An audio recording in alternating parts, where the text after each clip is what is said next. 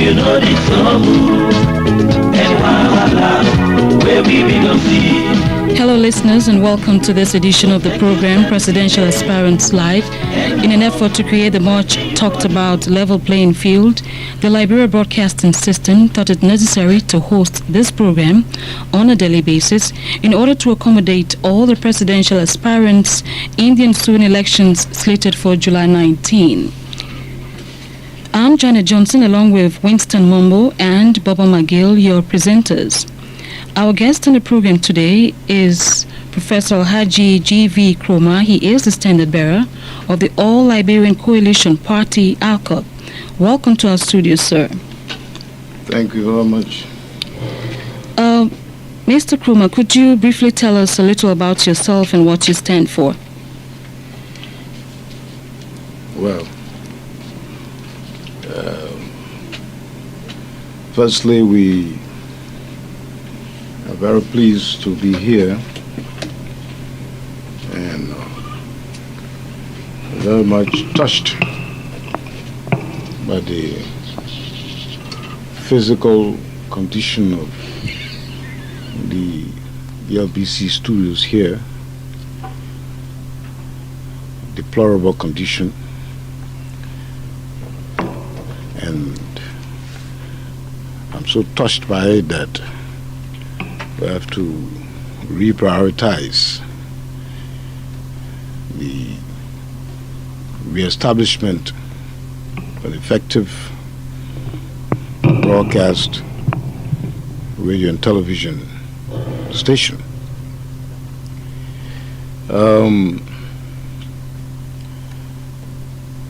The question you ask is difficult to answer because we cannot talk much about ourselves without sounding like boasting. But we can only say that we believe in the principles of justice. We believe in the principles of bringing about a government through peaceful means. We're against putting up a system that discriminates against any sector of the population. We are for the establishment of a society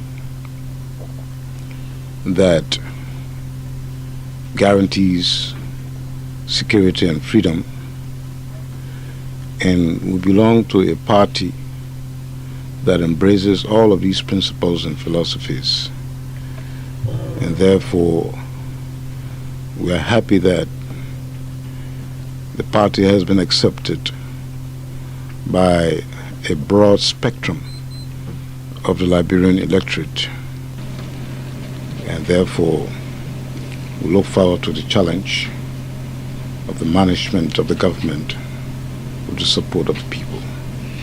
Mr. Kromah, I believe you are a former Director General of the Liberian Broadcasting System and former Information Minister. And looking at your past records, one will say you are a politician. Now, the civil crisis in Liberia, why didn't you use a more diplomatic means, in your contribution in the earlier stages of this crisis, but instead you went the military way? That means, your question means that you have your facts mixed up, because we exhausted while we were in Monrovia, 1989, 1990, right after the invasion of this country by the MPFL, all means, including all of those means that you talk about, to the extent that we all were driven out of the country, went into exile, and were chased into exile by the MPFL in the form of the RUF into Sierra Leone, and threats against other places, including Guinea. And it wasn't until almost the exhaustion of the series of conferences including the Yamoussoukro 1, 2, 3, 4, that ULIMO was finally organized as a resistance movement. And we're very happy that we organized it, because I do not know whether you were here in 1992 when octopus were threatening you and the lives, your and the lives of others in this Monrovia. And we came to the assistance and the aid of the people in this town, successfully resisting the takeover of this city by the MPFL. Subsequently, we actively participated in all of the conferences, serving even as drafters of many of the agreements, making compromises, fundamental compromises, to the extent that we're able to help in forging the current peace that we all now enjoy. So we're very proud of the methodologies, approach, commitment that we undertook to bring about the current state of peace in the country. Mr. Kromah, what can you say about this long-standing debate in our community? It has to do with this Americo-Liberian Congo man and the tribal man, to the extent that, in fact, others are saying that you are not a Liberian per se, but if you read the Liberian history, you find 16 tribes, which of course you are a member of one. How could you address yourself to such a debate? Well, I haven't heard nobody saying that I'm not a Liberian. I think the issue here is a strategy developed by people to keep people divided, not only in Liberia, but on the continent. It's a colonial strategy that is embedded in history, inherited by those who wanted to use power and authority illegitimately and keep exclusive possession of the resources of the country. So it is a continuous strategy used by a certain group of people or types of people. But it isn't working, because from the evidence that is clear and apparent, with the kind of mass support for a party like ALCOP, the 19th of July, this Saturday, will serve as a period for the fundamental correction of those fundamental misconceptions, deliberate orchestrations of divisions among the people. So it's an old-fashioned thing. It isn't working anymore, even though people are hanging on to it. People wouldn't have any real chances of success in these elections. So they're hanging on these kinds of things. But as I've said, it isn't working, and therefore it's nothing to worry about, because the vast majority of the people have decided that they will be part of the All-Liberian Coalition Party. The nomenclature of the party clearly indicates the principles of the party and why people have embraced the party. And they're going to take a decision on Saturday now, to put back into proper perspective all of these issues. Now, if you look at the history of Liberia, we've had 20 presidents, so-called elected presidents, ending with President Samuel Doe. It is only President Samuel Doe that was an indigenous person. 19 preceding him were of Americo-Liberian stock. Interestingly also, about 14 or 15 of those 20 presidents were born outside of Liberia. Outside of Liberia. They were not born in Liberia. They came here as adult children or adults. So we've been having immigrants who were born outside the country to come here and become president. I would say there was an accidental interruption between 1980 and 1990 for an indigenous person to serve as president. And you saw the kind of frantic move and activities to try to wipe out that portion of history so as to restore a rule that was not based on popular legitimacy. So we are of the opinion that all Liberians are entitled to their inalienable rights and their rights as citizens of this country. Even though we've had more than 100 years of Americo-Liberian rule, no one should exclude any Americo-Liberian stock, such as Charles Taylor, Ellen Johnson Sirleaf, out of the presidential race, or such as Barkus Matthews. But they should equally be part of anything that a citizen is entitled to. But interestingly, it is some of these people who quietly or secretly carry on these messages of division among the people. And that's why I said that it's not working, because the population of this country is going to be very decisive in terms of fair play and justice with respect to the history of this country, with respect to the people, the configuration of the population, those that have ruled the country for so many years, and the outcome of that rule. So I think a decision is going to be made on Saturday to continue or to establish a leadership that is based on the rights of the majority of the people of this country, including the rights of the minority. Mr. Kromah, when ULIMO was formed sometime in 1991, if I'm correct, you told the Liberian people in the world that you were coming as a resistant movement and that you were not out for power. But as time went by, your organization, ULIMO, began to be one of the major defenders of power, as demonstrated through the various political arrangements which put into place, the current arrangements. Please reconcile your initial intent and that of the latest. Why you want a reconciliation between something that is not contradictory?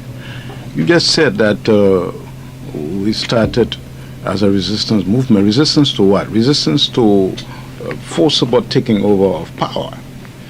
We resisted that. We advocated a peaceful and democratic society, political arrangement, which would involve all sectors of the citizenry. I don't think you believe that we were advocating for a peaceful society that would exclude us. Then that would have been contradictory. So there's nothing to reconcile. We are participating freely in the democratic environment that we have helped to create. But your critics say you deviated from your initial intent. Well, what is the deviation? I mean, we stopped the MPFL from taking over the country by force, and then we have joined a party that had a convention. Where is the deviation?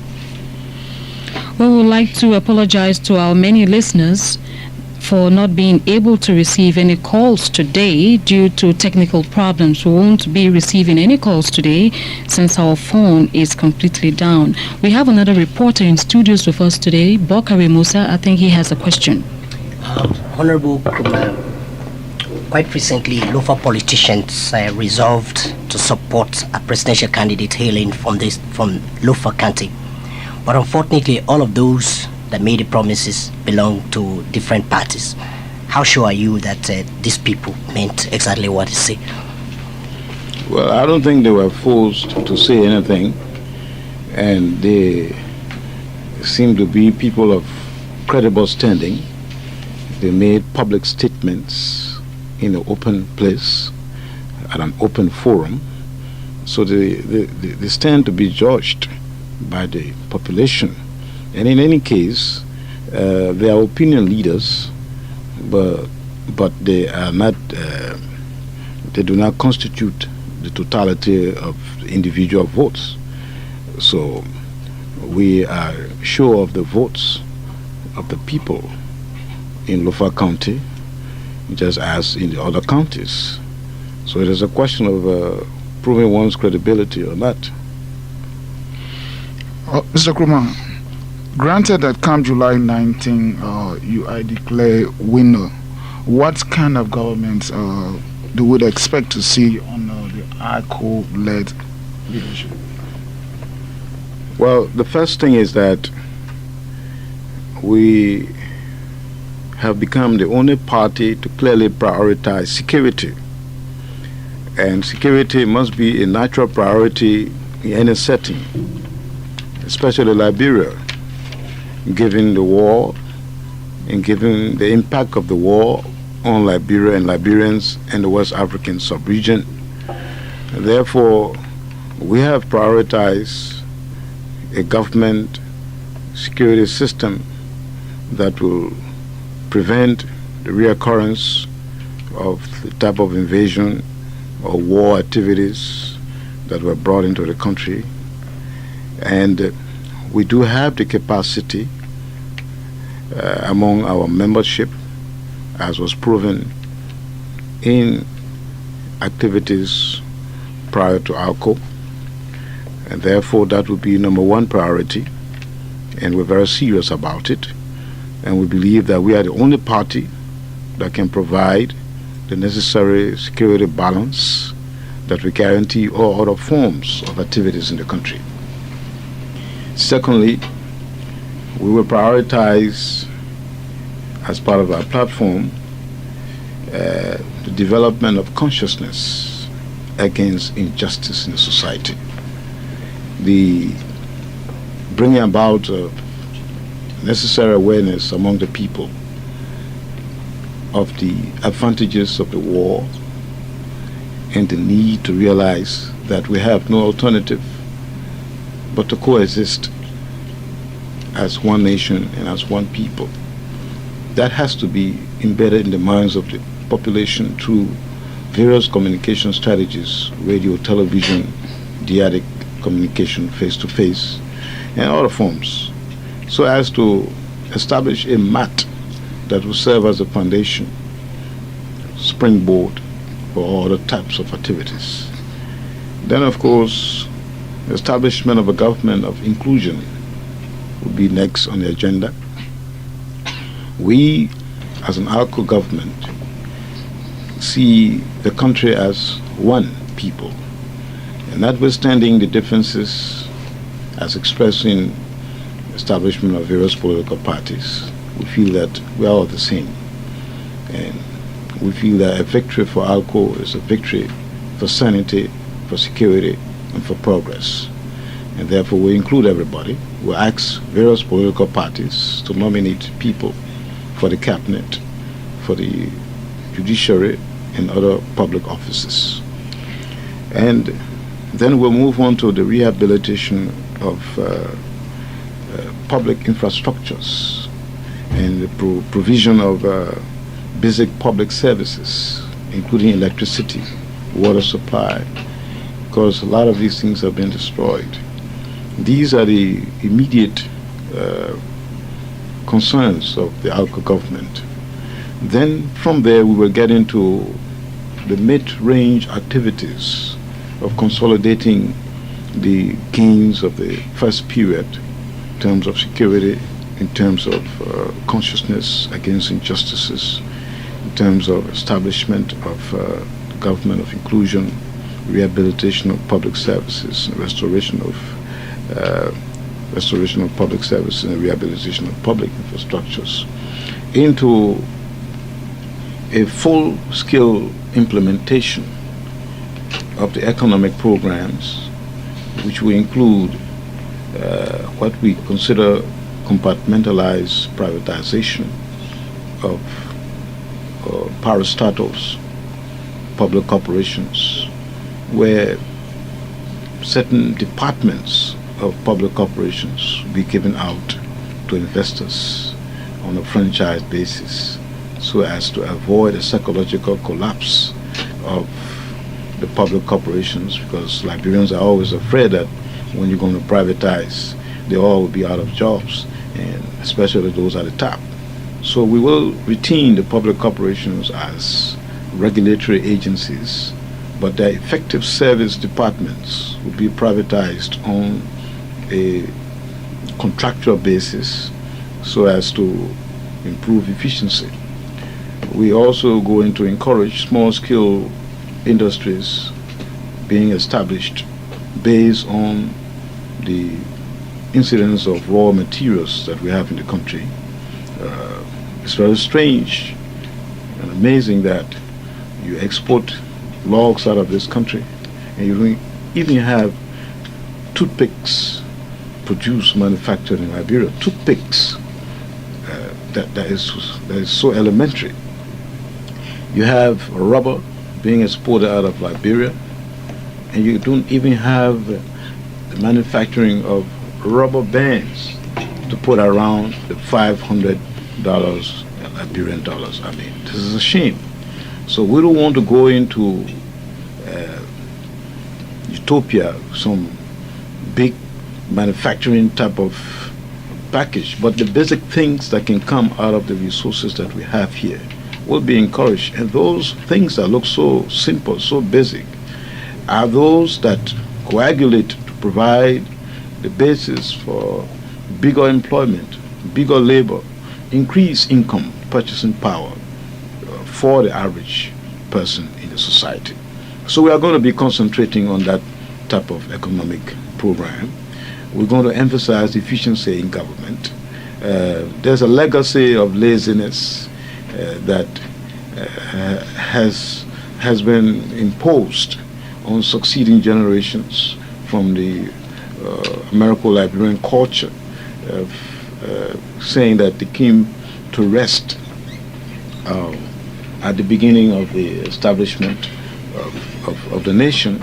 People just rested around the place, and they never really carried on any development. Everybody wanted to be so-called civilized, wear tie and shirt, sit in offices. So the value of labor was never cultivated. But over the years, we've seen a gradual departure from this. The ALCOP government will put together programs that will encourage a dramatic departure from this lazy syndrome, from this lazy heritage, into a productive society, so that people will be proud of earning and not begging for things. People will be proud of making sacrifices and therefore having respect for what they earn. So these are some of the major programs. We're going to be emphasizing quality in government in terms of officials.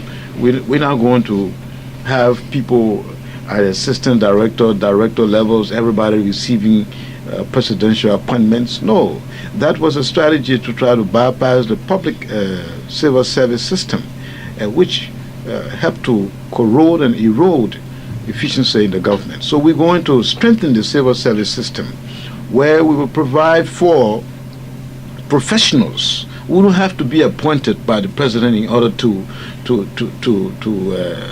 make a reasonable living in government, in order to be respected in government. We're going to create a merit system where people will go upwards in their professional career, be well paid, even possibly more than the minister, and therefore don't have to be appointed by the president. I work in the government for 20 years, and I saw all of these errors and and we made corrections in areas that we headed, LBS, Ministry of Information. So as President of the Third Republic, with the cooperation of the Liberian people, I think Liberia will be a different country, and I don't think it will take more than 2 years to put Liberia ahead of the rest of the West African countries. Well, before Kenneth come in, please, Prof, just let me add, are you contemplating on fiscal policy, a good fiscal policy? You didn't touch on that. Well, fiscal policy has to do with the overall policy of the government.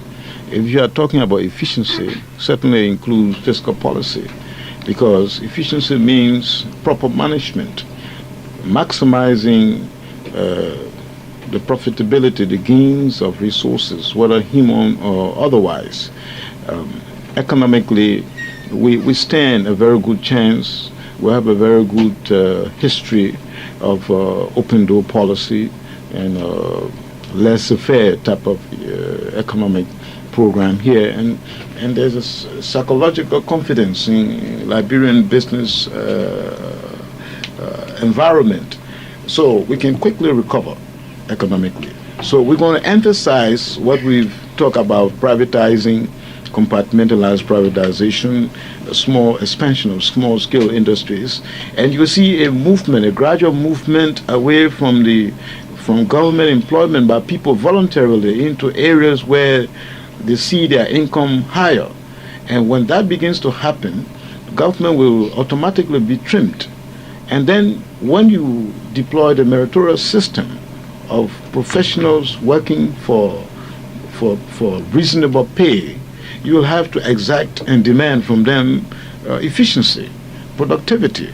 And when that happens, it cuts across fiscal policies. You can be specific about fiscal policies in terms of both monetary and fiscal policies with respect to the currency situation. But all of these are functions of the overall productivity of the economy that will determine the strength and value of your monetary system, and therefore it will give you the bearing of your fiscal policy. So the fiscal policy will be part of the general policy of efficiency in the government. Mr. Kromah, there is a saying that the past is the foundation upon which we build the future. Now, you once served as a state councilman of this republic. You have just mentioned or highlighted programs that you plan implementing in the instance where ALCOP becomes successful comes July 19. When you were councilman, did you implement any of those programs?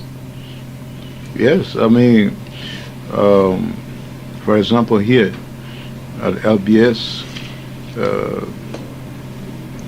lot of things have broken down. I think your shortwave was up there, and many things were not working.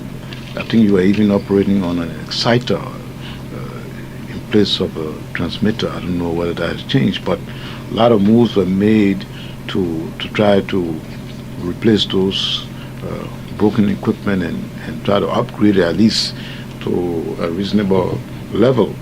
And I'm happy at least that you're struggling to still remain on air. And I believe that we serve in the government as a balance, especially in the areas that we've mentioned, security. We tried our best to prevent other members of the council or the government from carrying out deviant behaviors that were not proper in the government. We undermine most of these kinds of activities that help to keep the government going up until this time. We, even though we were not the oversight person for some of these public corporations, we paid our first visits to these areas, LEC, LBS, Water and Sewer, many other places, encouraged the people there and conscientized the need to have these things work again. I think LEC took off and then collapsed again afterwards. We visited the hospitals and inspected the facilities there. We made some initial arrangements to help these areas, but there were limitations because the basic mandate of the government was to guide the peace process, as well as the difficulty of carrying a six-man sort of presidency, even though you had an area, but that area was interrelated with other areas. It was difficult to make the kind of bold moves necessary to implement the kind of programs that we talk about, sharing power in that sort, even though the advantage of that sharing of power reflected in the achievement of the peace we're talking about, collective and mutual confidence that was necessary to implement those programs that we've just enumerated here. Mr. Kromah, we have a question here from one of our listeners, and it says here, you are widely believed to be a tribalist as manifested in your nominations to the LNTG2, of which most, if not all, of your appointees are of the Mandingo ethnic group. How would you comment to this? Firstly, to say widely, all these adjectives are just political strategy. Who established the widely? I can tell you that even some of those that were appointed, nominated by ULIMO, I didn't even know some of them. Whenever we call a meeting of government officials nominated by ULIMO, people had introduced themselves. 60% of those who were appointed, we were never in ULIMO. And sometimes, for example, people insisted that Dr. Vamba Kane was Mandingo simply because his name was Kane. And you should know that he's not Mandingo, he's Gbandi. So people are not a lot of people. Few people are very ignorant and they take your name. Okay, now if you see, they're very deliberate in the choosing of names and comparing it with tribes. Okay, now because if you want to be logical in doing that, if you take a name like Taylor, it should be a British or American name. Why wouldn't you assume that he's a white man? But if somebody's name is Kamara, you will automatically eliminate the possibility of his being a Vai, a Mende, a Gola, a Timini, or whatsoever. And you just say he is a Mandingo. You understand? Why Janet Johnson can be a British or American person? Why do they have to be a Liberian? Okay? I mean, so you see the deliberate tilting of names, all of these things here are aimed towards creating instability in the configuration of the population so as to marginalize their chances of benefiting from the rights as citizens from resources of the country. Those who serve in the government are themselves testimonials to the openness that we adopt in the government. Let me tell you something that may not be a secret. In the setting up of the various distribution of positions within the ECOWAS arrangement, I can tell you that I was instrumental in ensuring that the LPC stroke coalition got their share of positions. Because in my room that morning in Abuja, when it was finally concluded that George Bowler will represent a group on the Council of State, I think the excitement of that success on their part made them to forget on the issue of power sharing. It was I who inserted in the document, word for word, that the LPC, the positions that were allotted to the erstwhile ICNU will revert to the LPC stroke coalition. That sentence, word for word, was inserted in the document by me. And that's how LPC stroke coalition got the positions that they got in the government. Also, we advocated that even though the AFL could be attached to that, we thought also that General Bowen had played a very important role as Chief of Staff of the AFL. That was a party. So some consideration should be given to them. So General Bowen got, in fact, that Minister of Defense position was allotted to ULIMO. So we gave that up, plus several other positions in government, to the AFL. We also advocated that individuals like Tom Woyu, Sam Doki, and Francois Massaquet, who have been heads of some warring factions, even though they all were coalition people, but should be given specific positions. So they were given specific positions, ministers, deputy speaker, and associate justice Supu. Additionally, the positions that were allotted to ULIMO were halved, cut into half, in consideration of the ethnic configuration with respect to the Crown people. So ULIMO J was specifically given positions. In fact, they were the only group whose positions were clearly identified in the agreement. So what we did actually was to carry on a division and distribution of positions right there at the conference table, so that it became obligatory, it became legal, it became legitimate, and nobody could tamper with it. Then the little portion that remained with us as Mother ULIMO, that again was spread out among various tribes, various categories of people. And as time went on, we even replaced people with more efficient people. So that is an erroneous thing, and it is considered widely as erroneous. Mr. Kromah, let's go to the issue of this intra-ULIMO fighting, which left hundreds dead and the destruction of property in Tottenberg and other places the organization controlled then. The two major tribes which made up ULIMO, to be exact, the Crown and Mandingo, have since been divided. This posed a lot of threat to the peace process then, as demonstrated through the fighting that occurred, which degenerated into the fight for the control of territory then. You had General Johnson on the one hand as leader of the defunct ULIMO J, and you were on the other side. What was responsible for this intra-fighting really? I don't know what area of the media you connected with, but I will avoid being personal.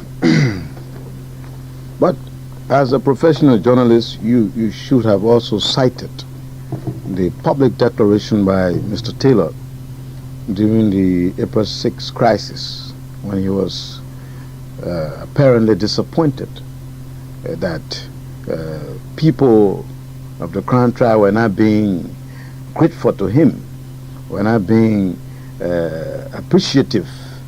And then when he revealed on radio, and he played on this radio station, that he fundamentally helped to establish ULIMO J financially, materially, and otherwise, and militarily.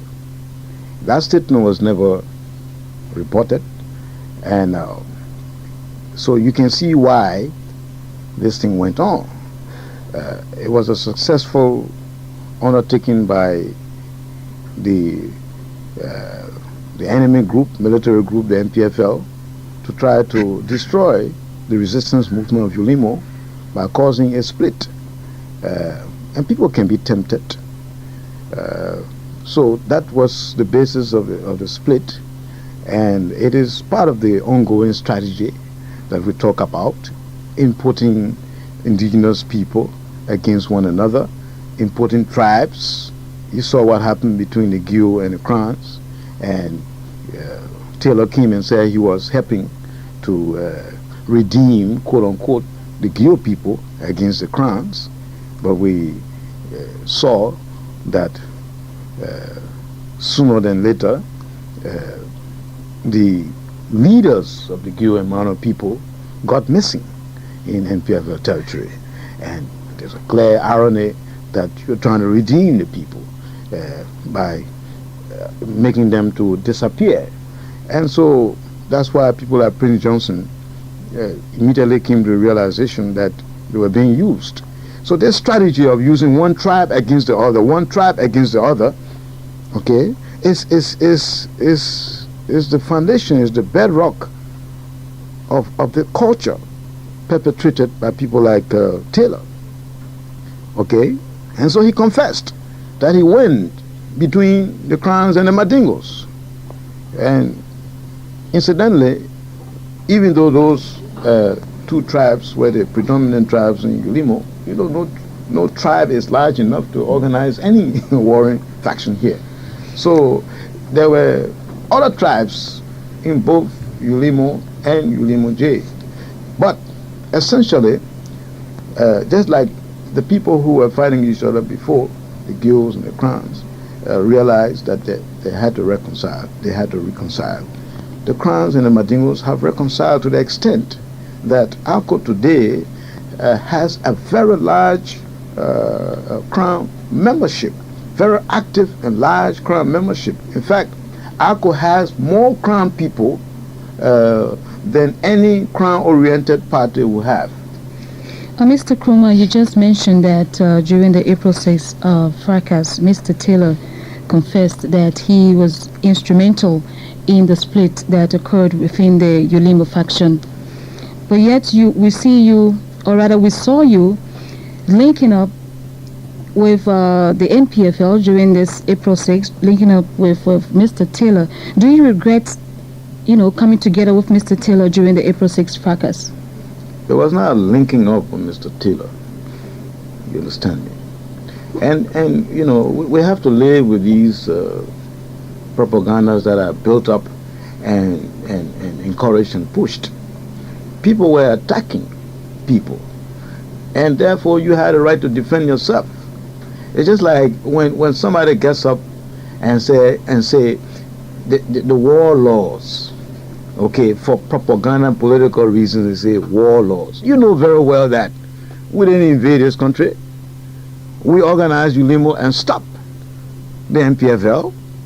But it will not be politically convenient for you to come and say, and just describe one of the warring factions as warlords.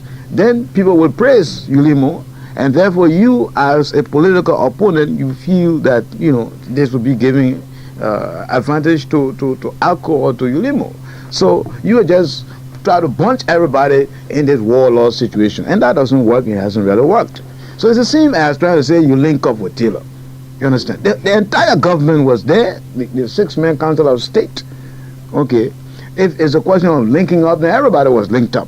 Whatever has happened in the government since 1995 should be shared by everybody, including IGNU that was succeeded by other groups. So this was a situation where ECOMOG, retreated from several places, and people were left to be killed on their own and by themselves. And you think what's going to happen? I will sit there and say, well, because Taylor is going to be killed when I'm killed, or when I'm killed, Taylor is going to be killed, and therefore, if we are killed together, it's a good thing, so I will allow myself to be killed? No. We have to defend ourselves. But if you want to be true to yourself, you saw the attitude and you heard the pronouncements we made. We continued this war. We took decisions and actions that brought an end to that April 6th war. We nullified decisions that were taken by other members of the council to try to encourage decisions that were taken to encourage bitterness, to incite people. We nullified these decisions arbitrarily. We play a very instrumental role in bringing the whole thing under control. Even before the war started, you asked General Bowen, we did everything possible to try to peacefully have the situation handled. But again, it was encouraged by people connected with the Sawyer grouping because they saw this again as an opportunity to make a political capital out of a growing potential destruction. And what happened? They all ran and went to the Kromah base and remained there and left the people in town. Okay, so what is their responsibility? You see, these kinds of people who always put people together and then in the middle of the river, they abandon them. They, for example, I mean, not digressing, but look at the alliance situation. At the beginning of it, we saw people like Sawyer actively supporting Watterson. As soon as Bacchus and Tipute got out of the alliance, and it looked like things were not working very well, immediately Sawyer and party shifted to Elvin Johnson Sirleaf and left Mr. Watterson in the cold. So this kind of hypocrisy has been going on, and most of the things that you talk about here, claiming to be a widely held opinion, these were things that were propagated by that little clique headed by Sawyer. And I've never had anything personal against him, but it is important to expose these kinds of things at the right time. Well, in case you're just tuning in, this is the program Presidential Aspirants Live, and our guest in studios today is the standard bearer of ALCOP, former Councilman Alhaji Kromah. We like to apologize for not being able to receive any calls today due to technical problems here in studios. Well, let me come in, Regiment. Mr. Kromah, your admirer or sympathizers described you as a decent, flamboyant young man who is visionary. Now, you have traveled to a lot of places and you've seen a lot of faces. And I am sure in political, economic, and social arena. Now, of these people, who do you see as your mentor? Which people? People you met, presidents, the man down there, the man up there. Well, first of all, I appreciate the words intended to be commendation. I don't know why the insertion of flamboyancy. I don't know what aspect of me look flamboyant, but anyway, we were influenced, or have been influenced by the upbringing, the realities that we faced in Liberia, in the village that I grew up in the villages and towns that I grew up in my days in school, high school, elementary school. I saw the level of injustice and contradictions in the society. For example, I was 3 or 4 years old when I was sent out there in Civilahun, in the Quardu District of Lofa County, where my uncle was the imam, and I was growing up there. What in the 1950s, I saw people being taken and carried to do forced labor called porter work. I mean, they were forcibly taken to go and work for so-called district commissioners who were of the American-Liberian stock, sitting in Kulahun, and they had to have their farms brushed and other things done. And they were carried in hammocks. People carried them in hammocks on their head. Can you imagine total human beings that were not ill? I mean, they were sitting comfortably in the hammocks, and somebody coming from Monrovia, I was sitting there watching, and this was like out of sanity for me. I couldn't understand why people had to be taken to be put into forced labor. And then when I came back to Monrovia, in my school, I saw young fellas, my age group, who come to school in vehicles, driving their own vehicles, official license plates, and and we would go into the bathroom and they would take up opium to smoke, and they would say, Kromah, man, you got a green home, man, you got to grow up, you're not enjoying your life. And then when I get back home, the environment is totally different, and that type of life is subdued. Different things are being said to me, and as I grew up, I saw more of these contradictions, which actually meant injustice, and then I look at the composition of the government. everybody had the same kind of name, and most of the people were from the same type of places. And then I started asking, what's happening? I mean, I saw my father. He was working in the government, Minister of, I think, the Department of the Treasury at the time, the Customs Bureau. And I saw his level of dedication and compare it with other people who were not even going to work, who didn't even have the kind of education he had, and then were holding big positions in government. So I just got all boiled up growing up, and then just naturally turned out to be an activist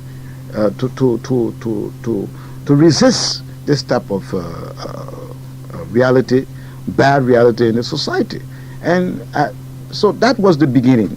So as we grew up, we read things and got to admire the Pan-Africanist, those who were committed to the respect for the dignity of the black man, respect for the dignity of the African, and those who were associated with those things, we respected them, we admired them. Kwame Nkrumah, Patrice Lumumba, Sekou Touré, Agostinho Neto, Amilcar Cabral, the concept of negritude as espoused by Sida Senghor, the war, the Jomo Kenyatta and the others were involved with in East Africa, of course, Frantz Fanon and all of these other people who were involved in struggle to try to establish the dignity and the decency of man,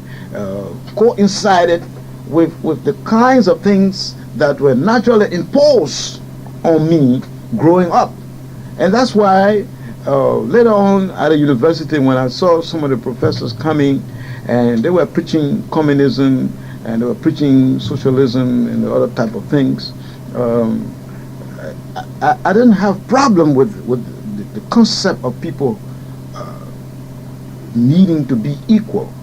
But I had the portion that had to do with God, you see, to try to explain the existence of everything without the consideration of divinity.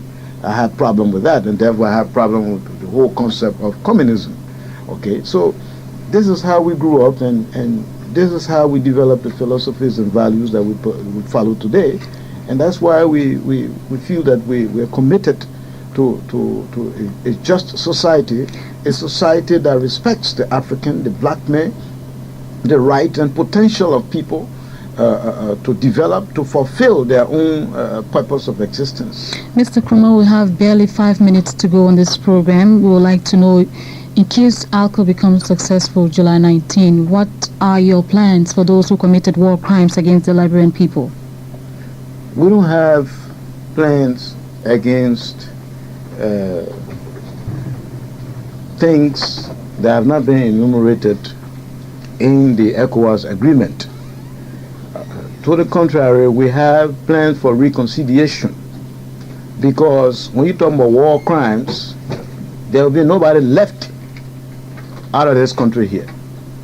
Starting from Sawyer and Ellen Johnson Sirleaf, all of these people who organized and financed the NPFL to bring war into this country, we have to start with them.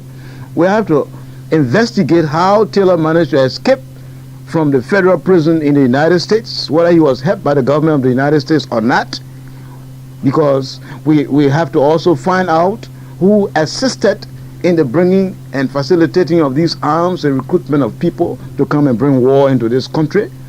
And some of these people who are looking very innocent now, who facilitated, okay, and hit some of these weapons and people who organize these various war activities.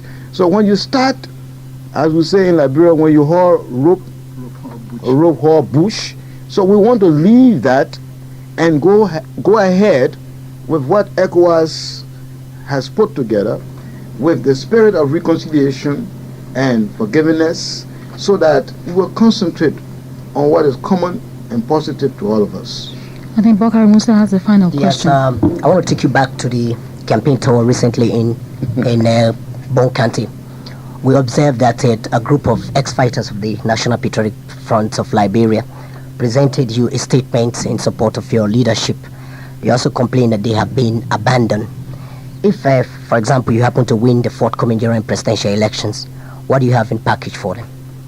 Well, I'll tell you, it's not only MPFL fighters, but all of those who fought directly or indirectly are Liberians and are entitled to the fruits of a one nation, of a peaceful nation, of a nation that is going towards democracy or who have become democratic.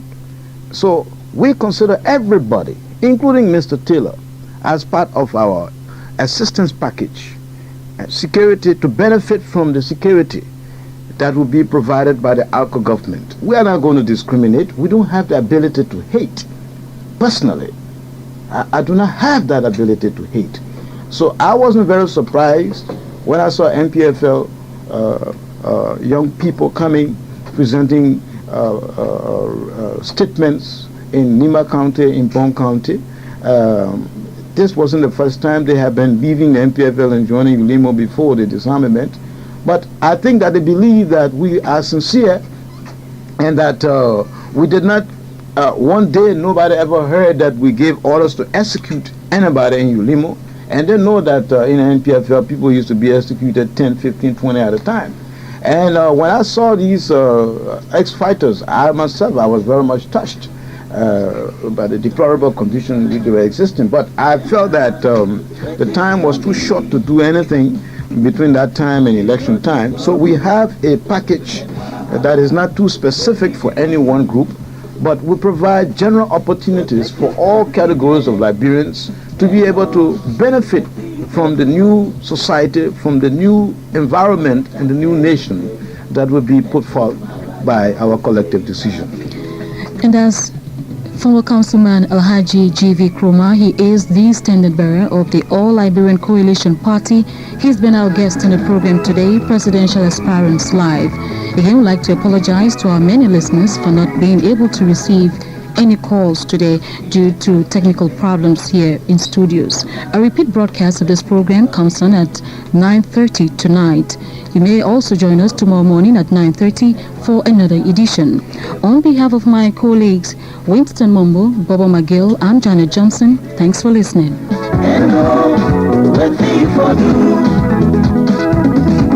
Don't make that same mistake. Let's go say if I be in 1962 election, now be free and fair one. Ben no be day, kuku jumbuku no be day. 1967, the opposition party nine in women.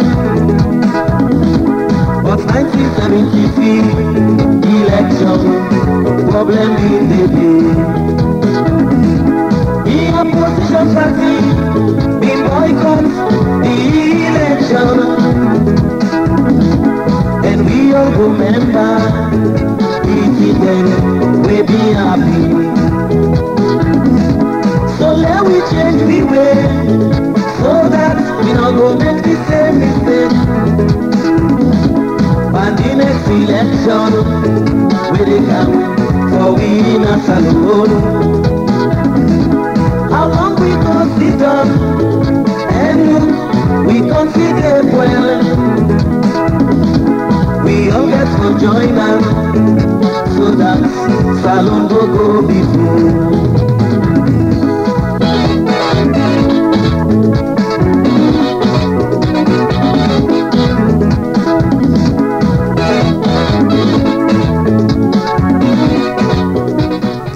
Just listen to Presidential Aspirants Live. You can join the station tonight at 9:30 for a repeat of that program. This is ELBC, the radio service of the Liberian Broadcasting System. The time is 4 minutes to 11 o'clock.